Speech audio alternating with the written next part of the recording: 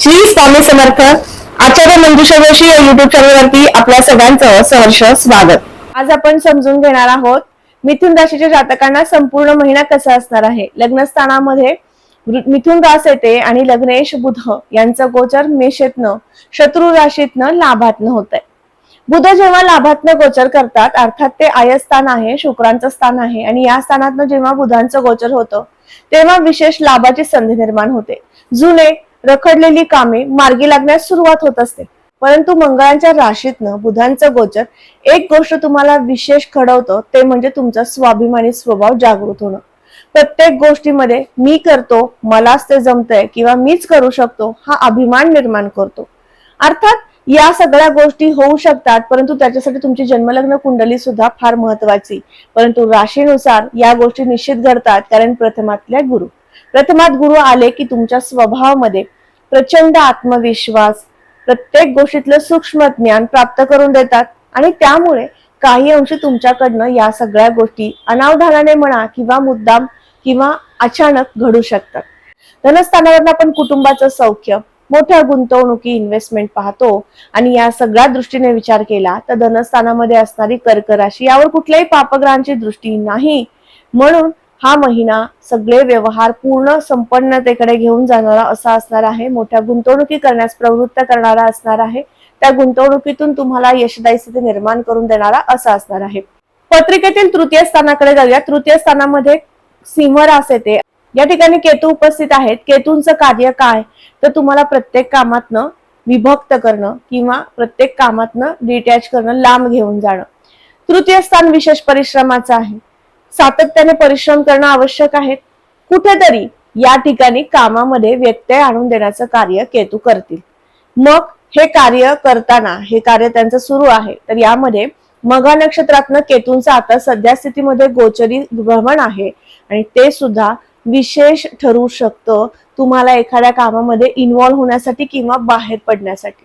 म्हणजेच यासाठी आणखीन सोप्या भाषेत सांगू इच्छिते, तुम्ही जे काही परिश्रम करताय तुमच्या उद्योग व्यवसायासाठी, नोकरीमध्ये, तर या कामामध्ये सातत्य कमी होऊ शकतं.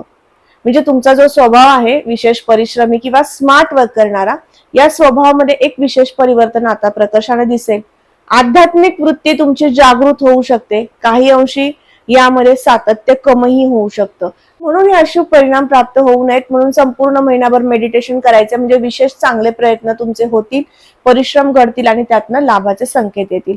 मीडिया क्षेत्र किंवा युट्यूबर या संदर्भातील कार्य करणाऱ्या प्रत्येक वर्गाला सांगू इच्छिते, या महिन्यामध्ये ग्राफिक, इंटरनेट, मीडिया या क्षेत्रामध्ये तुम्हाला उत्तुंग असं यश प्राप्त करून देणारी स्थिती आहे. नक्कीच या महिन्यामध्ये काही अंशी तुम्ही जर केलेलं मेडिटेशन असू देत किंवा सेवा असू देत, या तुम्हाला लाभदायक निश्चित ठरू शकतील.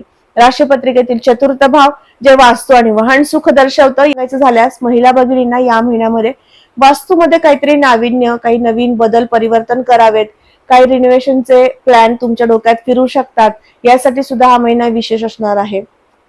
मातृसुखासाठी हा महिना श्रेष्ठ उत्तम आहे. तसेच या महिन्यामध्ये दुसऱ्या पंधरवड्यामध्ये आईच्या आरोग्याबद्दल विशेष काळजी चिंता लागू शकते.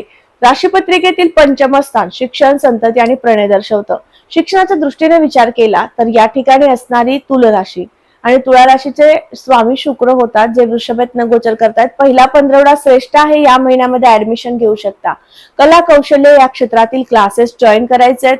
तुम्ही आता नुकतेच 10वी 12वीचे वर्ग या संदर्भात त्या परीक्षा दिलेल्या आहेत, तर अशा वर्गांना सांगू इच्छिते, या महिन्यात जर तुम्ही कम्प्युटर कोर्स जॉईन करू इच्छिता किंवा कुठल्याही स्पर्धा परीक्षेची तयारी सुरू करू इच्छिता, या सगळ्यासाठी उत्तम कालावधी आहे.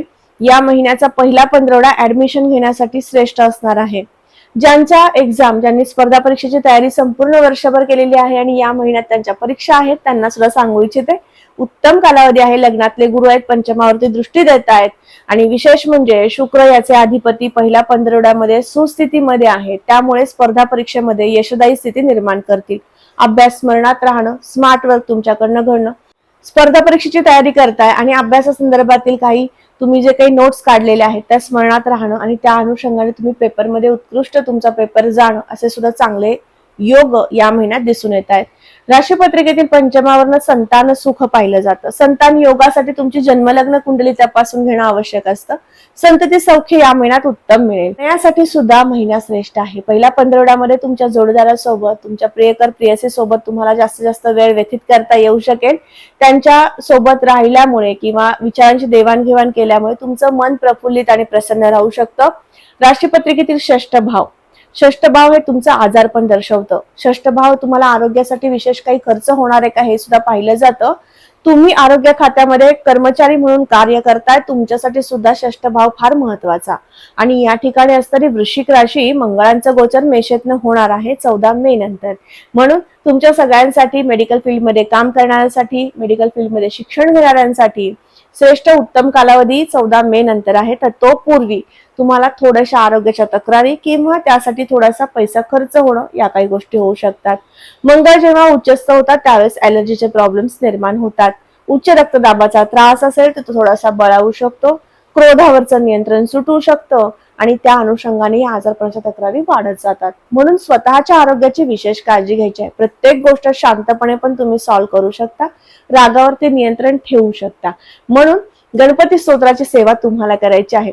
बघा, जोडदाराच्या सुखाचा आहे. 7व्या घरावरून आपण पार्टनरशिप मधील व्यवहार आणि त्यासोबत पार्टनर सोबतचे आपलं नातं हे पाहतो. या महिन्यात स्नेहभाव वाढू शकतो. पहिल्या पंधरवड्यामध्ये गुरूंच्या दृष्टीमुळे या महिन्यामध्ये तुमच्या पार्टनरशिप मधील व्यवहार उत्तम होतील. जोडीदाराचं सुख प्राप्त होईल, प्रणय सुख प्राप्त होईल. आणि विशेष म्हणजे गुरूंच्या दृष्टीमुळे तुमच्या नात्यामध्ये काही कलह होते, वाद होते, एक नात्यामध्ये आडी निर्माण होत होती, ती आडी सुद्धा आता कमी होऊ शकते. हे चांगलं फळ गुरुकृपेने तुम्हाला प्राप्त होईल. परंतु आहे, कारण सप्तम भावावरती गुरूंची दृष्टी जेव्हा येते तेव्हा तुमच्या पार्टनर मध्ये सुद्धा इगो वाढतो. म्हणून तुमच्या पार्टनरच्या काही विशेष आवडी निवडी जपण्यासाठी तुमचा विशेष प्रयत्न या महिन्यात होऊ द्या. नक्कीच तुमचं नातं सुधारू लागेल. या महिन्यामध्ये ज्यांना विवाह करायचा, अशा विवाह इच्छुक वधूवरांना सांगते, उत्तम कालावधी आहे. तुमचे प्रयत्न विशेष झाले पाहिजेत. तुमच्या लग्नपत्रिकेमध्ये विवाहाचे योग उत्तम असतील तर तुमच्या जन्मपत्रिकेनुसार त्याही गोष्टीचा अनालिसिस करून घ्या. त्यामध्ये तुम्हाला काही उपासना करणं, ऍड करणं आवश्यक असेल तर त्याही करा. आणि या महिन्यात दत्त महाराजांची सेवा उपासना करा, जेणेकरून तुमचं विवाहाचं कार्य संपन्न होईल. राशीपत्रिकेतील भाग्यस्थान अत्यंत शुभ मानलं जातं, कारण भाग्यस्थानावरून आपण श्रीहरी विष्णूंचा या ठिकाणी निवास असतो. या ठिकाणी आपण आपले शुभ संकेताचे वारंवार येणारे शुभ परिणाम पाहत असतो. आणि या सगळ्या अनुषंगाने या ठिकाणी असणारी कुंभरास आणि शनींचं गोचर दशमातनं होतंय. महिनाभरामध्ये ज्यांना नोकरी हवी आहे, नोकरीसाठी प्रयत्न तुमचे सुरू आहेत आणि नोकरीमध्ये सातत्याने अडचणी येत आहेत, मिळत नाहीये, अशा काही तक्रारी होत आहेत. जन्मकुंडलीचा सुद्धा त्या ठिकाणी प्रभाव असतो आणि म्हणून सुद्धा तुम्हाला अपेक्षित ते नोकरी मिळत नाहीये. तर अशा वर्गाला सांगू इच्छिते, या ठिकाणी राहू आहेत आणि राहूंचा हा प्रभाव आहे की तुम्हाला अनेक परिश्रमी बनवतात किंवा अनेक ठिकाणी सर्च करायला लावतात आणि मग एखादी नोकरी तुम्हाला प्राप्त होते. या महिन्यात ज्यांना नोकरी हवी आहे अशा वर्गाने अथक प्रयत्न करणं आवश्यक आहे. गुरुकृपेने तुम्हाला नोकरी मिळू शकते, कारण राहूंवरती नवम दृष्टी गुरु देणार आहेत. नक्कीच तुमचं स्वतःचं नोकरीचं स्वप्न पूर्ण होणार आहे. याबरोबर शुभ संकेत काय येतील तर तुम्हाला या महिन्यात धार्मिक कार्य, मांगलिक कार्य यामध्ये सम्मिलित होण्याचे योग आहेत. तुमच्या घरामध्ये एखादा मांगलिक कार्यक्रम घडतोय, एखादा होम हवन, धार्मिक विधी, या सगळ्या गोष्टीतनं तुम्हाला आनंद प्राप्त करून घेता येऊ शकतो. थोडासा स्वभावामध्ये आध्यात्मिक वृत्ती जागृत करून देणारा सुद्धा हा महिना ठरतो आहे. राशीपत्रिकेतील दशमस्थानाकडे जाऊयात.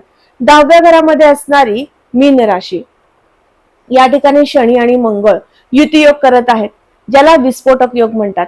शनी मंगळ जेव्हा एकत्र येतात त्यावेळेस थोडेसे आपल्या स्वभावामध्ये मूडस्विंग होणं, सातत्याने तापटपणा, चिडचिड किंवा तुम्हाला कोणी ओळखू शकत नाही अशा पद्धतीने मनामध्ये स्थिती निर्माण करून घेणं, असे काहीसे बदल परिवर्तन तुमच्यामध्ये होतात, तुमच्या व्यक्तिमत्वामध्ये होत असतात.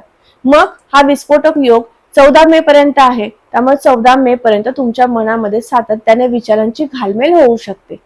कुठलाही व्यवहार करतोय, योग्य आहे का, मला हे जमणार आहे का, असे अनेक प्रश्न तुमच्या डोक्यात येऊन जाऊ शकतात. यातनं बाहेर पडायचं आहे. मग तुम्हाला हा महिना उत्तम जाणार आहे 15 मे नंतर.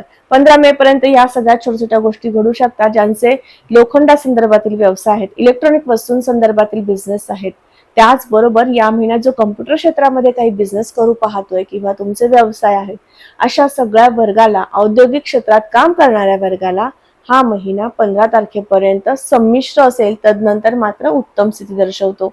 याचबरोबर या महिन्यामध्ये जो कॉस्मेटिक किंवा संगणक क्षेत्र किंवा सौंदर्य प्रसाधनासंदर्भातील बिझनेस करतोय, अशा वर्गाला सुद्धा पहिला पंधरवडा श्रेष्ठ उत्तम आहे.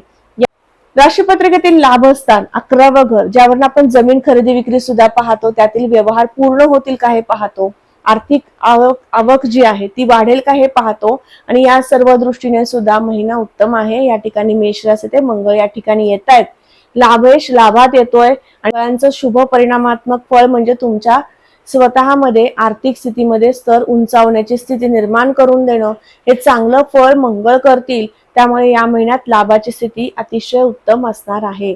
12वं घर खर्चाचं आहे. 12वं घर हे व्यसनाचं सुद्धा आहे. या महिन्यामध्ये विशेष खर्च तुमच्याकडनं होणार आहेत. वारंवार खर्च होऊ शकतो आणि त्याचबरोबर कुठल्याही प्रकारच्या मादक पदार्थांचं व्यसन सुद्धा तुम्हाला लागू शकतं. विशेष काळजी घ्या. पहिला पंधरवडा यासाठी असणार आहे. पहिल्या पंधरवड्यामध्ये ह्या त्रासात तुम्हाला जावं लागू शकतं. काळजी घेणं आवश्यक आहे. 12व्या घरामध्ये जेव्हा शुक्र येतात, त्यावेळेस परदेशात परराज्यात जाण्याची संधी निर्माण करत असतात. या ठिकाणी शुक्रांचं गोचर पहिला पंधरवडा असणार आहे. त्यामुळे पहिला पंधरवडा तुम्हाला प्रवास होणार आहे. वारंवार परदेशवारी घडू शकते किंवा परराज्यात जाण्याची संधी निर्माण होऊ शकते. ज्यांना परदेशात शिक्षणासाठी जायचंय, निश्चित तुमचे योग या महिन्यात आहेत. याचं आणखीन एक कारण म्हणजे पंचमेश 12व्या घरात जेव्हा जातो, त्यावेळी शिक्षणासाठी तुम्हाला लांब घेऊन जातो किंवा तुमचं स्वप्न पूर्ण करत असतो. एखाद्या व्यक्तीला वाटलं मला एखादी PhD करायची आहे, मास्टर करायचंय, मला परदेशातच करायचं आहे, फक्त स्वप्न होतं, साकार होत नव्हतं. त्यासाठी अनंत अडचणी होत्या, फायनान्शियल प्रॉब्लेम्स होते किंवा काही कागदपत्रांची पूर्तता होत नव्हती. अशा वर्गांसाठी हा महिना श्रेष्ठ आहे. तुम्ही पहिल्या पंधरवड्यात केलेले प्रयत्न तुम्हाला परदेशात घेऊन जाऊ शकतात. तुमचं स्वप्न पूर्ण करू शकतात. अभ्यासामध्ये उत्तम यश निर्माण करून देऊ शकतात. तसेच या महिन्यामध्ये विशेष खर्च तुमचा कोणत्या बाबतीमध्ये होणार आहे हे आपण समजून घेतलं. उपासना सुद्धा त्या ठिकाणावरनं समजून घेतल्या. या महिन्यामध्ये कोणत्या उपासना करायच्यात पुन्हा एकदा समजून घेऊयात. सर्वात प्रथम म्हणजे गणपती स्तोत्र पठण करायचंय आरोग्य उत्तम राहण्यासाठी. आरोग्य खात्यामध्ये तुम्ही काम करताय, तुमच्या सगळ्यांसाठी उत्तम कालावधी निर्माण होण्यासाठी. मेडिकल फील्डमध्ये तुम्ही जॉब करताय, नोकरी करताय किंवा व्यावसायिक आहात, तुमच्या सगळ्यांसाठी गणपती स्तोत्र पठण करणं श्रेष्ठ राहील. आरोग्य सुद्धा उत्तम राहील आणि व्यवसाय डेव्हलप होईल. याचबरोबर या महिन्यामध्ये शुक्रांची उपासना केल्यानंतर तुम्हाला परदेशात जाण्याचे उत्तम फळ प्राप्त होऊ शकतं. शुक्र ग्रहाची उपासना करताना कुठल्याही स्त्री देवतेची उपासना करणं लाभदायक ठरतं.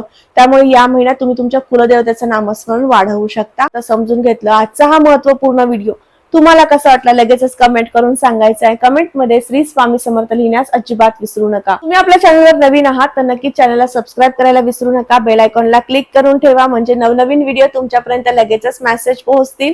आणि त्याचबरोबर तुम्हाला तुमच्या दैनंदिन जीवनशैली व्यतीत करताना काही अडचणी येत आहेत, समस्यातनं जावं लागतंय, मार्गदर्शनाची आवश्यकता वाटते, त्यासाठी खाली मी माझा व्हॉट्सअप नंबर दिलेला आहे, त्यावरती यायचं आहे. जन्मतारीख, वेळ, जन्म ठिकाणी माहिती नोंदवायची आहे आणि अपॉइंटमेंट बुक करायची आहे. आपण भेटूयात आणि तुमच्या प्रश्नांची उत्तरं घेऊयात. पुन्हा भेटणार आहे अशाच महत्वपूर्ण आणि विशेष व्हिडिओला घेऊन. तोपर्यंत आता आपली रजा घेते. श्री स्वामी समर्थ. जय जय स्वामी समर्थ. रामकृष्ण हरी.